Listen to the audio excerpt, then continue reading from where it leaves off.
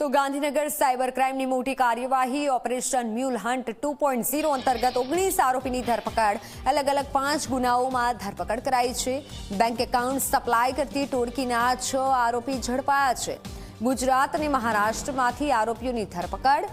તપાસમાં 1930 જેટલા bank account સામે આવ્યા છે. કરોડો રૂપિયાની સાયબર ઠગાઈના વ્યવહારો પણ સામે આવ્યા છે.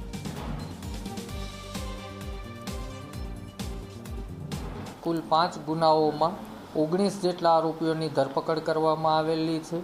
તમામ કેસની વાત કરીએ તો સૌથી પહેલાં એક મોડસ ઓપરન્ડાઈ એવી જોવા મળી છે.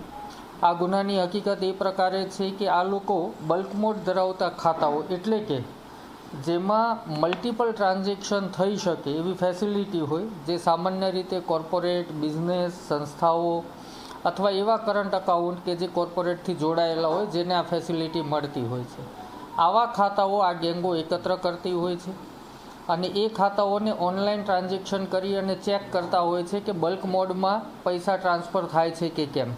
આમ 6 ઈસમોની ધરપકડ કરવામાં આવેલી છે, જેમાં 3 ઈસમો ખાતા આપવા માટે આવેલા હતા. 2 ઈસમો જે છે એ ખાતાનું ઓનલાઈન ચેકિંગ અને એપીકે ડાઉનલોડ કરાવવાની કાર્યવાહી કરતા હતા અને પરમાર અક્ષયસિંહ જે મુખ્ય ભૂમિકામાં છે, જે આગળ સિન્ડિકેટ સુધી આ ખાતાઓ આઈડી પાસવર્ડ સાથે પહોંચાડતા હતા.